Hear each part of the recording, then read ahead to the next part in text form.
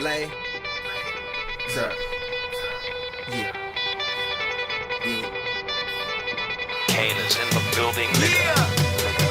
Alright, already the show goes on all night. Till the morning we dream so long. Anybody ever wonder when they would see the sun? Just remember when you come up, the show goes on. Alright, already the show goes on all night. Till the morning we dream so long. Anybody ever wonder when they would see the sun? Just remember when you come up, the show goes on. Have you ever had the feeling that you was being Heyo, what's up, everyone? Welcome to the Matchup Zone. It's been a while. Hope you guys are quarantining well out there in overseas basketball land. I'm your host, Kevin Owens, joined as always by DJ John Hunt.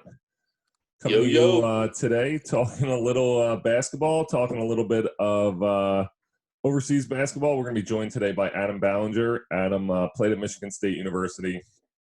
Won a national championship there, then went over to Australia, played for a long career in Australia, and then now is a ridiculously talented artist. It's really impressive, and Adam has joined us. Adam, thank you so much for joining us all the way from thousands of miles away. How you doing? Long way away. Yeah, I'm doing good. Thanks for getting me on. Adam, it's great. It's great to see you. Played against Adam during my lone year in Australia. Tremendous player, and it's really cool to have you on talking a little bit today about Australia, talking a little bit about the NBL. I know you're still watching and involved, but first, how's your quarantine going? I know it's probably a little different than it is here with the whole quarantine process. Yeah, it's not well. I mean, I think they said we've got the second tightest quarantine right now in the world, other than some place in China. But we've been put back into it's called like stage 4 restrictions. So we're not supposed to leave the house unless it's grocery shopping, or you can exercise for an hour outside, and you have to wear masks the second you step outside, which is it's annoying. It's tough for the second time too. You know, we had the lockdowns and everybody else had theirs, but then it all came back somehow, and they really jumped on top of it. They're trying to stamp it out, but it is tough, especially the second time around, and everybody's just kind of waiting it out. But it's not easy. Well, it's crazy just to hear like how other countries are doing it. I know we're obviously. You know, I'm sure you've talked to people, your people in the United States, and people are just like, whatever, like just doing whatever they want. And I think Australia has like, it sucks, but at the same time, like people are, you know, it's kind of keeping it under check. People here are just like, whatever, like they're just throwing reckless abandonment. And now we kind of got a mess. I know it's just a disaster. So it's crazy to see the different responses. But I know New Zealand and Australia have like very low rates, which is cool. Yeah, Australia. I mean, compared to America, even Melbourne has really low rates. It's high for here, but yeah, I don't know. I'm obviously American, but it's hard to see. You see you see the news, but mostly the news you catch over here is the wild stuff. So. You know, Trump doesn't help, but then everyone's got different agendas, and everyone's got different, you know, ideas of what quarantine is or what they should be doing. And some states don't have any rules, and some states, you know, there's social distancing, and it's weird to see, especially now with colleges going back and college sports. Sports aren't going, but it just seems like everyone else is just going by with normal life. So I don't know. It's a weird time for the world. It is. I just think about, you know, obviously you, when you're in the late 90s, when you're getting recruited to kind of go to Michigan State, it's pretty interesting to think of what a recruit is going through at this time of their lives. Because I know, you know, Michigan State, you were highly recruited, and imagine going through all this without like possibly playing your senior year in high school. I mean, it's astronomically crazy to think. I mean, I feel bad for the guys who play baseball, guys who play a spring sport. That was all canceled last year. and you kind of lose those diamonds in the rough. Yeah, and even just not even guys who are going to go on to play in college, but my senior year of basketball was in high school was some of the best times I ever had. With your friends, the guys you grew up with, especially in Indiana. A small town in Indiana, you're playing with the guys who live on the same block as you, and it was special times. Still the toughest game I ever lost in my life was our last game my senior year. And to not even have that opportunity would be tough. I mean, as an 18-year-old, that's that's the end of their career, especially, so I don't know. I kind of try not to watch the news much and everything, but it doesn't mean it's going anywhere. Nothing's changing. It's so crazy. I feel like the same thing. I mean, obviously you playing at Michigan State, you played in some crazy big crowds, which is awesome. I think about like playing at Monmouth with like a smaller school. I always talk about like how my high school games were. It just felt like there was just more energy in the arena when you're playing in a high school game. I remember those games, like the rivalry games, it's packed, like people waiting outside, and that's so fun. And then you kind of go to like a bigger stage and it's like the crowds are still exciting, but as you progress in professional basketball, the crowds become like more, it's like the NBA crowds, they're not like as intense. They're like there for like entertainment. But those high school games, those were intense. Those were like a lot of fun. I always look back as like the fandom, it goes like it almost decreased in terms of energy as I got older. Yeah, a little bit. Where are you from, Kevin? Where'd you go? Right outside of Philadelphia. Okay, yeah. So yeah, I mean, high school basketball's big everywhere, but Indiana, the stories are true. Like you hear, like everybody's talking at the barbershop and stuff like that. And we had a school of less than 500, but our gym, which was a classic old school gym. I mean, it was old, but it still was like a stadium seating, and the seats didn't go in and out. It was just one court with stadium seating, and 3,500 people every Friday and Saturday night. That's most of the town, but it was always sold out for our games. And yeah, it's like nothing you'll ever see before. Because then you move on. It's not a small town anymore, and it's people who are there for a couple different reasons and stuff like that. But no, there's nothing like high school basketball. I agree. So kind of going into the college basketball, you obviously won an NCAA championship at Michigan State. So I know you have great memories of playing college basketball. Now kind of looking at what these young players are going through, and especially some of these young players, you have LaMelo Ball, you had RJ Hampton, like these guys going to the NBL the past year. Would you, like when you look at that, would you recommend young players now to kind of jump into that situation of an NBL, or would you recommend that they go directly to college?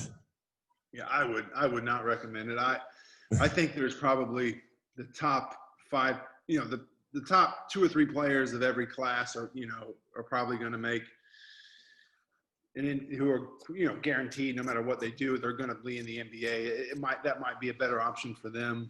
Mm-hmm. But college basketball, people always talk about all they want to do is get the NBA. The NBA is the ultimate goal. But there's also something to be said for going to college and just the college experience. Once you're kids your age who are, no one has any money, everyone's just hanging out every night. There's always something to do. You make friends for life there, and being a college student is something, it's part of the experience. It's part of something that, I don't know, to me it's so much bigger and so much better than trying to risk it all for an NBA job. The NBA is going to be there, and it's much more of a developmental league now than it was when we were playing. If they weren't going to take anybody that wasn't ready 10, 20 years ago, but now they'll have you for years before they want to play you. But unless it's almost a guarantee that you're going to play on an NBA team, I just think college is, and it teaches you so much more too. I think you probably have the same experience as I do when you've played with imports who were at one time going to be big time NBA names, and maybe they played for 1 year in college or skipped that, and they're just trying to get in the NBA, and they try to play on another team. They don't know the game. Like, they know how to play basketball. Yeah. They don't necessarily know how the game works, and it's a hard thing to teach without your reps, and you're putting into a league with a bunch of men, and everybody says it's so much different. And I just think there's something to be said for the college experience. No, I agree. You hit some good points, especially college. Learning the game, which is something I think is kind of a lost art now. I mean, even I'm watching the NBA playoffs last night, and I'm seeing things. I'm a Sixers fan, so I'm watching, and I'm sitting there yelling at the TV, and I'm like, how does Joel Embiid not know how to like roll hard to the basket? Why is he constantly picking and popping? Like, that's just something that you're taught as a young age. Like, he doesn't roll hard, and I'm like, and it's just these simple skill sets that you and I kind of grew up with, and some of these guys just don't do it. Everything's about like trying to be a guard, and I'm like, man, like if he rolled hard to the basket, like a guy like Big Steve Adams, like who just takes off to the like he's a Hall of Famer. It's just frustrating that the skill set is lacking. Yeah, it's certainly a different game now and a different idea of what a big man is. He gets a little bit of, it's tough for him. The bigger you are, it's kind of everyone just wants you to stay on the block, and you should just be dominating the whole time and dunking everything. It's not quite that easy, but you're right. I just think he's up and down. Like, like some games he looks like Kareem, and other games he looks like he's just, he's just off at the fairies. But watching NBA now, I know I sound like an old guy, and probably everybody that can watch the NBA now complains, but I mean, why even have, like, the court should just stop at the three-point line. Just make the out of bounds, inside the three-point lines, out of bounds. Like, no one cares about anything other than drive and kick, drive and kick, drive and kick. It's got to even out at some point. But, with guys shooting now, realistically, a couple steps over the half-court line, I mean, I don't know where it's going to go. It's amazing talent, and it's still fun to watch. But it's so much different than when we played. It is. And I look at, like, even watching The Last Dance, like, you see Jordan, and I kind of forgot, like, a lot of his scoring came from mid-range. Like, he just had that mid-range game. He wasn't burying threes all the time.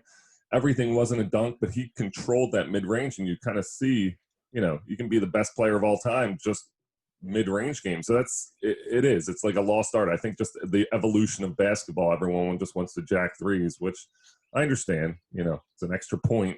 Yeah. But so kind of going back to the NBL, why do you think it's such a popular landing spot for some of these young guys who come out of high school directly to the pros?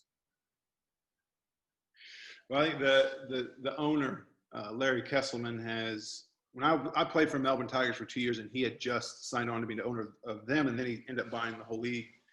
He's pumped a lot of money into it. And they've really tried hard to be a pipeline for the NBA. I think they'll kind of bow down to whatever NBA kind of wants them to do, or they'll bend the rules or whatever, so it makes it easier for the NBA. But it's been really good. I mean, to get some notoriety for the league around the world. But it's a place to go. I mean, everybody wants to come to Australia. It's a great place to live. Like, you played in Cairns. It's just a good place to be. Great people, great culture. When I was first coming out here out of college, guys were saying it's a good place to go play, but you wanted to go to Europe first to make some money, then you go to Australia. Yep.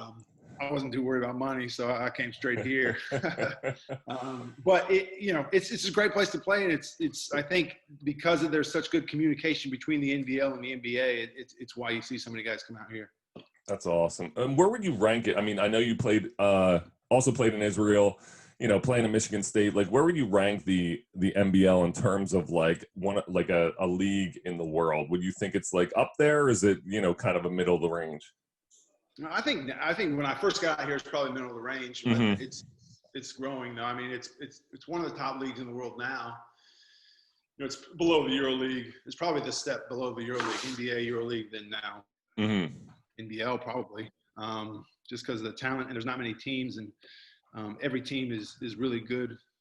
I probably put it there now, and it seems to keep growing. I mean, they allow 3 imports now, and these imports are high quality. Like, I don't know if I would have gotten a job back then. I don't know if I would have got a look in.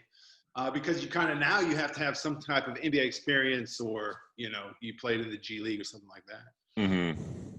So it's funny because I'm talking to you, and I talk to Nick Horvath a lot. Yeah, Like I've remained close with Nick. Like we'll FaceTime and stuff. We played together in New Zealand when I was played for Wellington, so we became close. And it's funny because Nick kind of has like the twang. He's kind of got like a New Zealand twang. I was watching the NBL finals, and Sean Redditch is like, he's got like a real thick kind of like Australian twang. I noticed yours, you still got the you don't have that twang yet. It's pretty. I was just wondering when that kind of starts taking over, where you kind of like start speaking like with the Australian accent. I don't know. I when I talk to Americans, I think I put more of that Indiana twang on it. When there's no Americans around, I probably slip into. I definitely say different words now. You know how Australia has a bunch of different words Yep. for. I use those words now, but now I don't know if that'll ever leave me. I think I was born in a cornfield, and I don't think that'll ever go. But there's a lot in my house. There's a lot of mocking how each other speaks. So my wife and kids will mock my accent, and then I'll realizing now. So kind of, the cool thing is a really cool thing is you were able to play for the Boomers, like the Australian national team. Is that like an odd experience kind of growing up as American and then just like going and playing for a different country? Yeah, it's weird, especially when you first come out here, that you would have thought, that I won't do that, or that's not a possibility. But then you play out here a few years, and then so we met a couple months after being out here. We've been together ever since. So once we got married and we had kids and everything, you become a citizen. Mm-hmm. It makes more sense, and you'd love the opportunity. And I went to a camp. Like Brett Brown was the coach. I remember I went to like a 4-day camp. And I made the team, but our son was going to be born, so I didn't go on the trip. I decided to stay home for that, which was the right choice. But with those things, it's like once you kind of miss your window, you don't get the chance.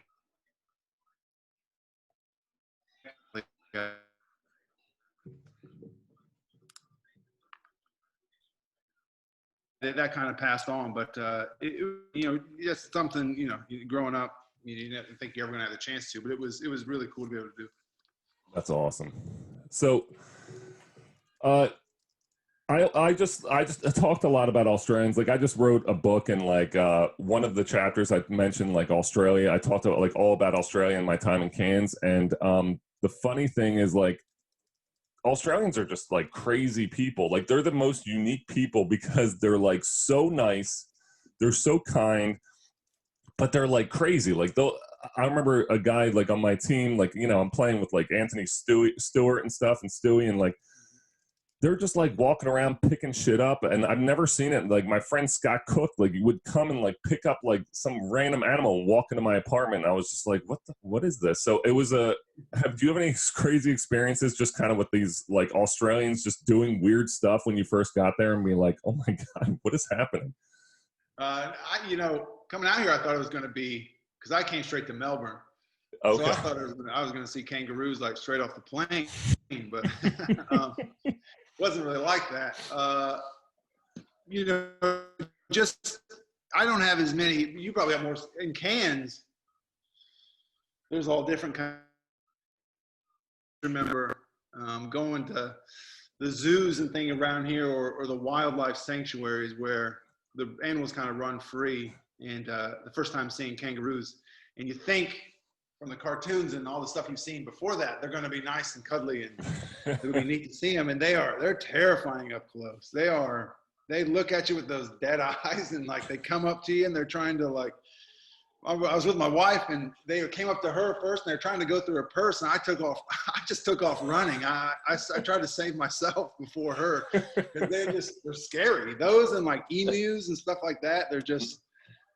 It can be rough out here if you're with the animals, like spiders and snakes and everything. But I've stayed safe. She's protected me so far. Nice. I was about to say, marrying an Australian girl, you can kind of get you're prepared a little bit. I feel like I was completely unprepared. I just walked up and like it was like legit crocodile hunter. Like there was snakes and stuff. Like there were taipans up in Cairns, and I'm like, I have the same experience. Like I was walking through a zoo and there's like a taipan and it's in a cage that like I would see in America that like you would house your dog in when you leave the house, and the guy's like picking it up and like kids are sticking their fingers through. I was like, what is happening right now? Yeah, no. In the oceans, there's there's jellyfish here, and there's water snakes and all these things that you're not used to. Definitely not used to growing up in Indiana.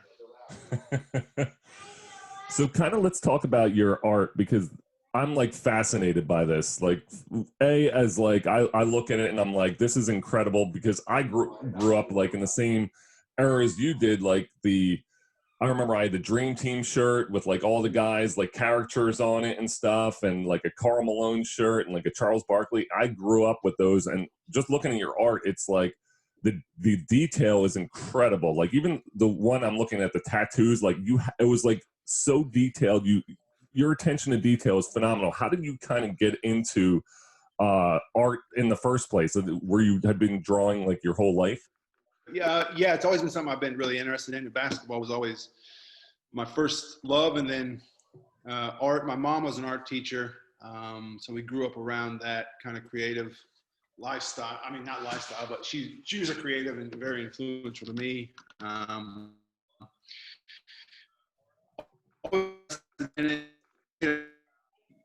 I discovered like graffiti and like street art a little bit, so I kind of got into that. I never was like cool enough to actually do it on like a train or like in the public, but when I was supposed to be sitting in class, just constantly, trying to sketching in my books that I was supposed to be taking notes on. And that's kind of always what I've done, just sitting down. Anytime I sit down, I try and draw something or sketch something. And then closer to retirement, I tried to focus a little bit more. And then once I did retire, I really focused on it. And I think not necessarily focus on it as in I want this to be my profession or what I do for money, just more of like, when you finish basketball, you need something. You need something to obsess over and something to kind of keep you from, I don't know, going crazy a little bit. And I really focused on that and really dove into that and have put a ton of hours in. And like influenced by those 80s and early 90s caricatures, and just kind of gone from one, if you're going to pay me to draw something, I'll do that. And I go from one job to another, and then I've built a following and built my kind of skill off of that. I don't know. It's never something I've planned, but it's just definitely something I've wanted to do. That's awesome. Where do you kind of get you're just kind of will watch something or hit something? Because I know you do like sports, but then you kind of do like the pop culture. Like I love the Will Ferrell, the Prison Mike is incredible. We were just talking about that. It's my favorite. Prison Mike, yeah. I held off on The Office forever. Were you guys fans of the British Office? I was a huge fan of the British Office. Yeah. I couldn't watch the American one. I was too. That was the first thing I watched when I got out here. Yeah, somebody suggested it to me. One of Ben Pepper. You remember Ben Pepper? Yeah. He suggested it to me, and I saw it, and I was like, this is the weirdest thing I've ever seen. Like, what is this? And then you figure it out, and then I was such a big fan of that, I held off on the American Office until a couple years ago, and it's good, really good. It's no British Office, but yeah. And then, so what happens is most of the stuff I do, which I don't promote as much, almost all of it is like pre-ordered commissions. So someone will just, through social media or email, they'll, like that Prison Mike, somebody wanted that for a friend for their birthday. So what I'll do is I'll do the art for them. I send them the original. And then if I can use the art for something else, like, that's something that would be pretty popular among everyone, I'll put it on a t-shirt, or I do is pre-ordered. That's why it can be kind of so random with the subject matter, but usually like pop culture and sports is kind of what I stick to. That's awesome. I mean, I'm just kind of like, I see it when I'm following you on Twitter. I'm like looking, and I love that it pops up. It's like one of my favorite things, because I'll just look, and I'm the same way. Like I like when you do you have a great way of kind of keeping interest and like promoting, because you'll throw the original sketch in there, and then you kind of like show it kind of growing. I think that's like a really good promotion thing, because now I look and I'm like, oh, this is going to be awesome. And then I'll like check back in a few days later. I'm like, oh, it's almost done. And it's like, it's a cool feature because I, just as a fan, I'm looking at it because I love, you know, I'm like a big art appreciator. I suck as a drawer and anything else, but I do appreciate art and stuff. So I do think it's like, I'm a fan of that. And I love watching the process kind of go down. It's also interesting. I'm looking at like, I mean, really. Sorry, Adam. I'm looking at your shop right now, and I'm just looking at a lot of your products and stuff. And I see the Will Ferrell, the Tropics and stuff like that. And I'm seeing Hey Arnold, and I'm seeing a lot of Doug stuff. And it's kind of funny, I guess, for like our age level. It's got like a lot of throwback. Like I'm like, oh my God, Hey Arnold! I grew up with that. I gotta have that shirt, kind of thing. You know, like and that I think is a niche all in itself. Is just the subject matter that you're choosing here. I'm like, yeah, I remember when that movie came out with Will Ferrell, and it's so unique. Because isn't that the thing? Like, weren't we talking about this last couple of weeks, Kevin? I know it's been a while since we've been on, but we were talking about this in the fact that, you know, Kevin, what was that shirt you had with the Wookiee? Like, oh, Chewie? Yeah. Yeah, the Chewie. It was like a Chewie with Star Wars, and it was just like the fact that it melded his two things together, and that subject matter and whatnot. You know. It was interesting. Yeah, that's a good way to, you know, with Twitter. I was never on social media until I started having to get my art out there. And I love it and hate it, just I think like everyone else does. Twitter especially has been great for just getting it out there, and people will spread it around, and it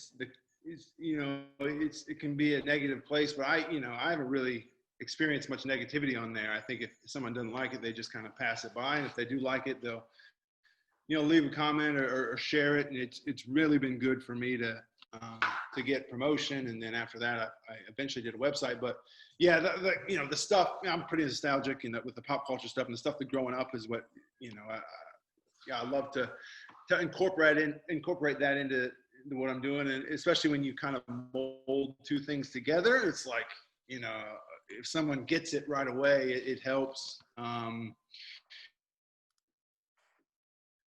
Things come like so. I did was for Doug from Nickelodeon and White Man Can't Jump. Put those two together, and but I did it by accident. Honestly, I was trying to draw Billy Hoyle, and halfway through, and I was like, that doesn't look like Billy. That looks like Doug. So I put that out there, and then that's still the thing I've sold the most of. People love it. Just a simple picture of those two things together with kind of no other words that go to it. So it's kind of like a, if you know thing. Like if you don't get it, then you don't know what I'm talking about. But if you in the club, so that's helped. And I would like to say I have a plan, but I don't really. I just kind of go with whatever I'm feeling and whatever kind of interests me at the moment. But Will Ferrell especially is always good for some reactions and things like that. I mean, you get a lot of guys are into the same stuff, so it's those kind of things are really enjoyable. I think it's really interesting how you link like art and sports together. Because I definitely came from a sports-oriented family. My sister was a basketball player, like big time in South Jersey. And now she's PE teacher, keeps her hands in it. So I came from like a heavy sports family, and I was like the artist. I'm a music teacher, and to kind of grow up in that world. But I was always kind of sports too. Like baseball was my sport, and I played year round and whatnot. But it was kind of like for a while it was like hard for those two worlds to collide. So to see someone else who is kind of engrossed in both worlds, and that's something that I try and teach my students often. Is like, you don't have to just be sports, or you don't have to just be in the music, but the students often identify with one or the other, and they have a hard time identifying with both. It's, I can think of like one or two students right off the bat that like can identify with both, but especially at the middle school level, they feel like they have to go, I have to be the athlete, or I have to be the artist. And, like it's something that I find myself grappling with all the time with my students is that like, hey guys, you can do both. You can be a musician and be the star basketball player. You can be the star basketball player, but sing in the choir. It's all good. And like you said, like there's just that idea of having like a plan after sports, you know, and yours just happened to be art. I think it's awesome. Like, I'm definitely going to be showing my students this kind of stuff to say, hey, look, you know, it's, and the way you melded it together, like it's basketball, it's, you got the caricature thing, and you're coming from that world. It's a completely different perspective. So I have a lot of admiration for that, man. Yeah, thanks. I wish I could say that I was proudly talking about both my interests back then, with like in middle school and high school. But you know, like when you're a kid at that age, you know, I'm a basketball player, and that's what I do. You don't. And I never really told anybody about the other side of what I do until after that was all done. And I don't know. It's just kind of, you know, your identity is wrapped up in one thing. It's hard to do both, but I don't know. Once basketball finished, you need something else, and it's something I've always wanted to do. And it's okay now. You know, I don't know if I'll just do only art for the rest of my life, but I will always produce art. You know, kind of that compulsion to create, and it's just something I enjoy doing. And everybody has a hobby. It's kind of my hobby and my job right now. Sometimes that's good, sometimes that's bad. Can I ask you what your favorite work on your website is? Like, is there like a piece that you're like particularly proud of? Because I'm looking at this NBA 90s poster. Usually it'll be what I've just done. Like usually it'll be what I've just done. Yeah, artists, I think artists and athletes are pretty critical of themselves. And, you know, I'll do something and think, I wake up the next morning and think, man, that's pretty good. And then it might be 2 days after that, you just put it away. I don't want to see that anymore. You can see the mistakes in it. But I'm happy with where I'm at. You know, I'm happy with where I've come, and it's a lot of it's hard work. You know, you put the work in, and especially with art, and, you know, music might be the same way. I don't know. I wish I could play guitar, but I've never tried. So it might be the same way, as in, like, you can really see through concentrated practice, you can really see your improvements quickly. I think with basketball, sports, it's much harder. It takes a much longer, it's like a longer game. But with art, you know, music might be the same way. You can really see the improvements pretty quickly, especially when you start, and it becomes really rewarding. But it's something you got to be really disciplined with, you know, like, especially as you get older. Like, no one cares. No one's giving you time to sit down and just draw. You got plenty of other things to do. So if you don't make time for yourself and do it religiously, you know, and try and, you know, carve out some time for yourself, it's not going to happen. But it is cool to see, like, your improvements. And I can see through my older stuff, and even from a year ago, from, you know, a couple months ago, you can see, like, oh, it's paying off. You know, this is going somewhere. You know, Kev, I just had a thought. We should definitely have Adam back on in, like, maybe November. Yeah. Right. Right before, like, holiday season, people start holiday shopping and stuff like that. Oh, you know yeah. what I'm saying? True. Just or at least at the very, you know, like, get some type of like promo going on here with a link to That would be cool. His shop here, because I'm like, oh, this would be good for my sister.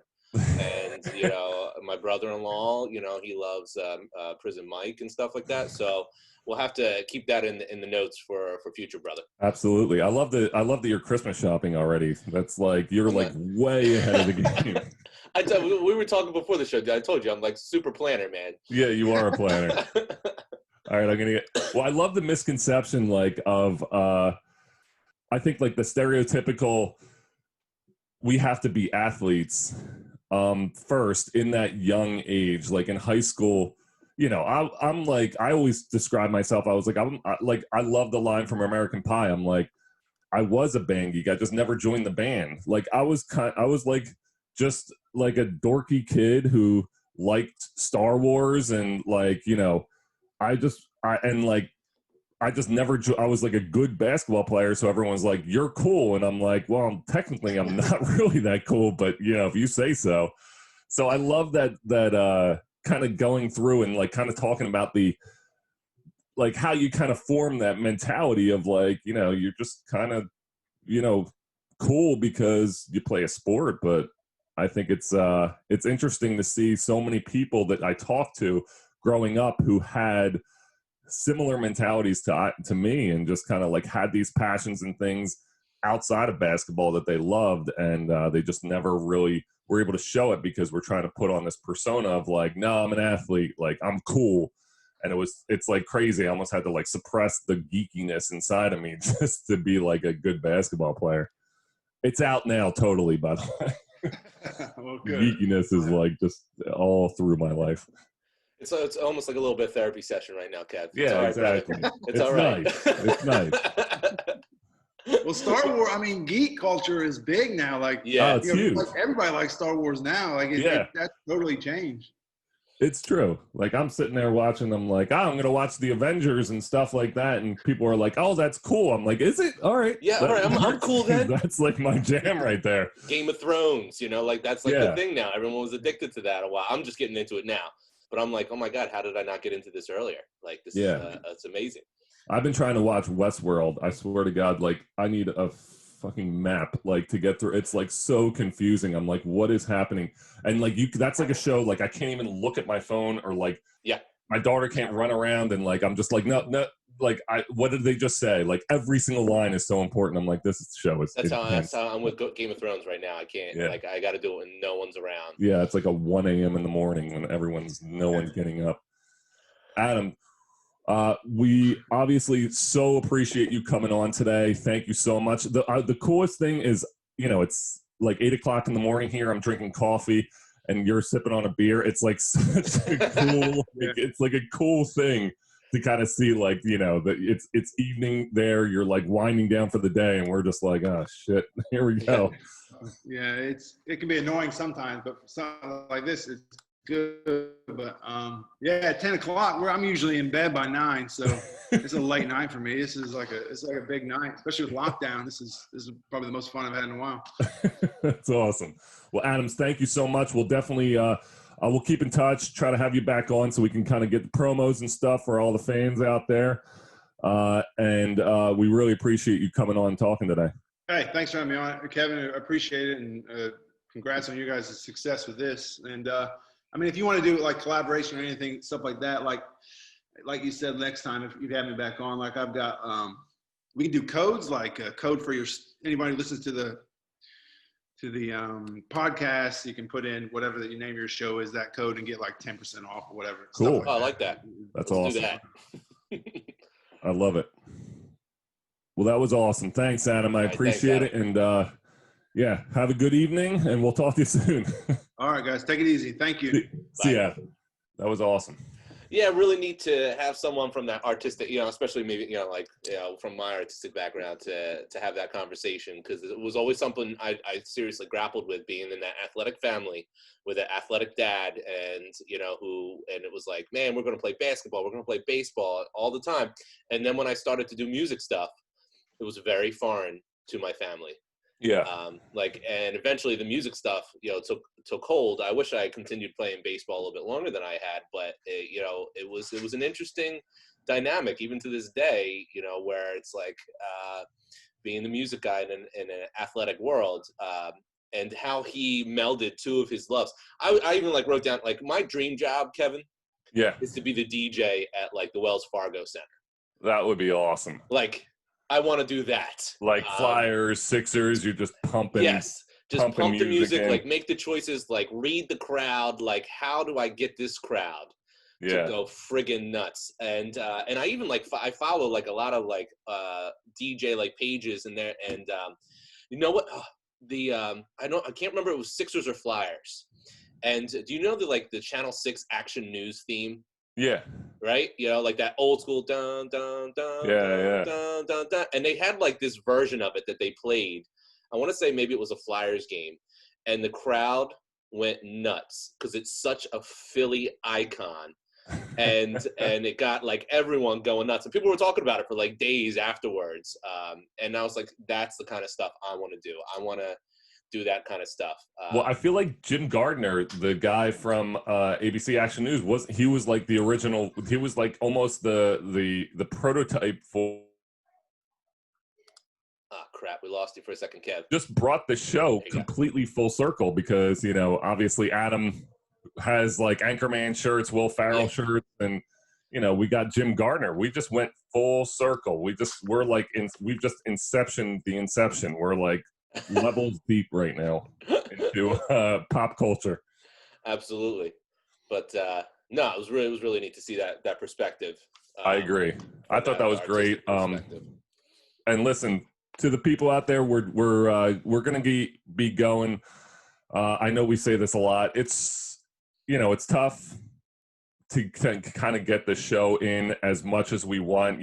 Families and everything like that. It's tough. We don't have big sponsorships to kind of be like, hey, set aside this time. It's like a hobby. Like, we're not getting paid. I don't know if you saw that. Like my one son, kind of walked on. Yeah. Oh, that was awesome. He started playing the Jingle Bells. I just loved want to it. say hi. I was like, bud, give me 10. He just wants to be a part of the show. And that's awesome. And that's what I think. We're doing this, and I think we've drawn a good fan base. I think our stats have been really doing well. The overseas basketball market.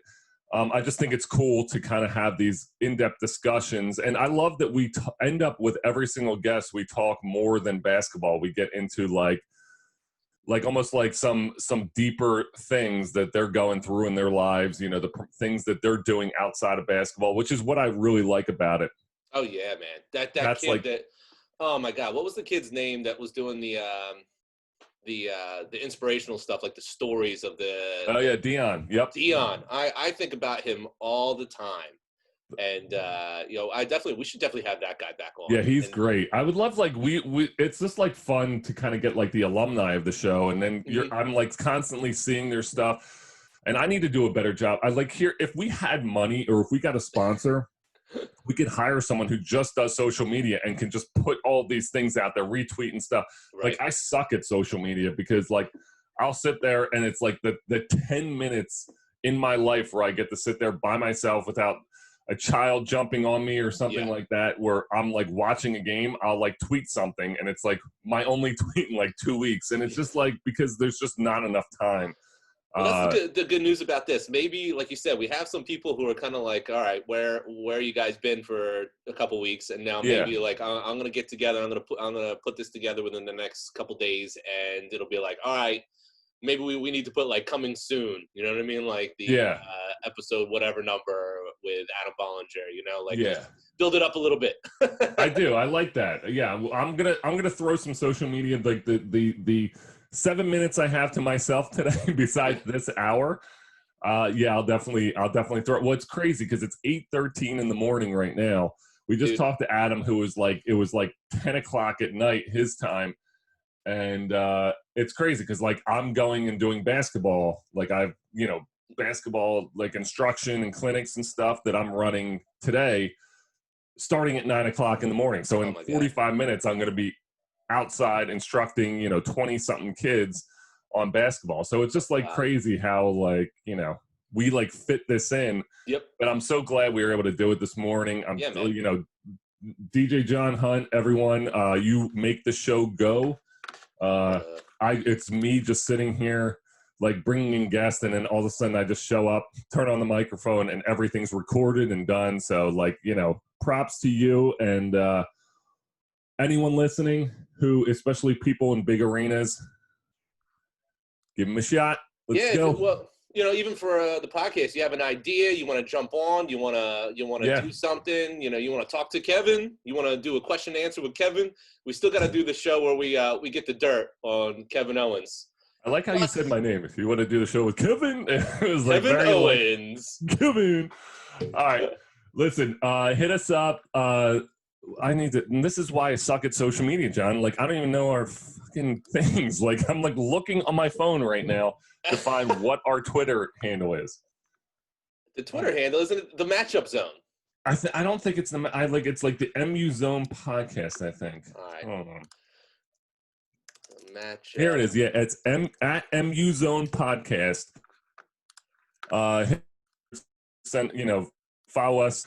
We're also the Matchup Zone on Instagram. The Instagram, I don't think will be, as big of a thing, but the Twitter, like Adam was saying, I think that's a big thing for promoting, and I think that's cool. So we have to really get all over that. I'll hit us up, but hit us up on at MU Zone podcast, and also Facebook at the Matchup Zone. Yep. And Instagram is at Matchup Zone. Sweet. So yeah, hit us up, and any questions, if you want to be a guest, if you've played and you have a great story to tell, hit us up, and we'll talk. I love this show. I love where it's going. I love what we're doing. And hopefully if you are out there and you're like, you know what, I could throw some money at this, and actually their social media can explode because I like what they're doing, hit us up too, because currently and plus, we're going to do the once this we get some indoor dining or even outdoor dining. We could do some stuff on the outdoor dining, some on location stuff. My parents were just at Philomena's, and they had this whole Beatles thing like set up outside, like it was Beatles impersonator thing outside. Really? So any of these places that are outside, Kev, maybe we can get something going for fall on one of these crisp fall nights with some beer going or something. I like it. I'm down. And maybe we'll get some new people out now that we've been doing this for a little while, both on your side, my side, Cool. I love it. Well, thank you guys for listening. Thanks for joining in. Again, a big thanks to Adam Ballinger for joining us from Australia, talking a little bit about art, some basketball stuff, his experience in Michigan State. DJ John Hunt, thank you as always. And thank you guys for listening. Keep listening. We'll keep going. We're going to hopefully get this really cracking in the next few weeks. So, guys, we'll talk to you then. Until next time, guys, I hope you have a great today, tomorrow, and we'll see you next time on the Matchup Zone. Peace out, guys. My real friends never hearing from me. Fake friends write the wrong answers on the mirror for me. That's why I pick and choose. I don't get you confused. I got a small circle. I'm not with different crews. We walk the same path, but got on different shoes. Live in the same building, but we got different views. I got a couple cars I never get to use. Don't like my women single. I like my chicks in twos. And these days, all the girls.